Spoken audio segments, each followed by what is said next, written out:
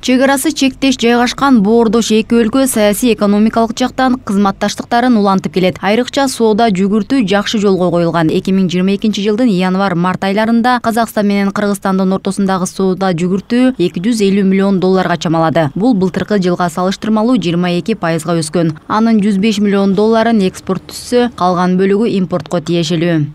Кыргыз Республикасынан Казакстан Республикасына негизги экспорттолчу товарлар бул тамак ашыктары жана чийки айыл чарба заттары, пластмассадан жасалган буюмдар, боектор, лактар, самон жуучу жана парфюмердик косметикалык товарлар, резинадан жасалган буюмдар, текстиль жана трикотаж кездемелери, бут кийимдер жана ар кандай механикалык түзүлүштөр жана башка товарлар. Ал эми негизги импорттолчу товарлар бул тамак азыктары жана айыл чарба чийки заттары, мунайзат азыктары, көмүр, электр энергиясы, органикалык эмес химиялык заттар жана башка товарлар. Кыргызстандын банк секторунда Казакстандын ириделген банктар иш алып барууда. Банктык рынокто 80%дай казак капиталы катышканын байкасак болот. Ошондой эле экономисттердин баамында биргелешкен чакан жана орто ишканалардын саны барган сайын өсүп жатат. Учурда 300дөй кыргыз-казак биргелешкен компаниялары иш жүргүзүүдө. Энергетика тармагында эгерде биз мындай жалпы бир энерго мындай кольцого бириккен мамлекеттербиз да. Ошондуктан качан бизге электр энергия керек болгондо Казакстан бере алат да.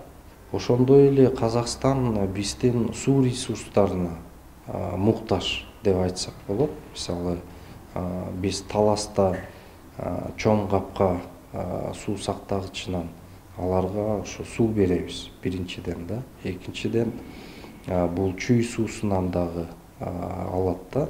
Ошондой эле жакында кыргыз-казак чек арасында логистикалык борбор ачылат. Бул үчүн Казакстан тараптан 50 гектар, Кыргызстандан 40 гектар жер бөлүнгөн. Логистикалык борбор Ак Тилек өткөрмө пунктунун жанында жайгашмакчы. Борбор ишке кирсе, товарларды экспорттоо иши илгерилейт. Жумуш орундары түзүлүп, салыктын түшүүсү көбөйөт. Логистикалык борборлор, чек арадагы өтүүчү пункттар мындан да чоңураак инфраструктурасы жакшыраак болуш керек да. Анткени себеби ошо биздин чек арада мындай ар дайым элдер менен дагы тыгындар, транспорт менен дагы тыгындар болот да.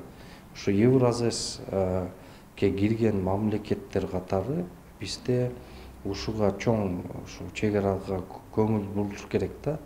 Эгер ошондой логистикалык пункттар же болбосо дагы жаңы өткөрүү пункттарын ачуу керек болсо, буну эки тарап тең жасаш керек деген ишеничтемин да. Эми көбүрөөк Кыргызстан буга кызыктар. Казакстан президенти Касым-Жомарт Токаев 26 майда Бишкекке расмий сапар менен келет. Алдыдагы визит талкагында президент Садыр Жапаров менен эки тараптуу сүйлөшүүлөр орун алат. Өлкө лидерлери тар жана кеңири курамда эки тараптуу жана көп тараптуу форматтагы кызматташтыктын актуалдуу маселелерин, ошондой эле натыйжалуу өз ара аракеттенүүнү жолго коюунун жана өнүктүрүүнүн келечегин талкуулашат. Мындан тышкары эки тараптуу бир катар документтерге кол коюлат. Серепчилер президенттердин жолугушуусу эки мамлекеттин кызматташтыгын ыраттуу мүнөздө өнүктүрүп, үзүрүн берет деп болжолдошууда.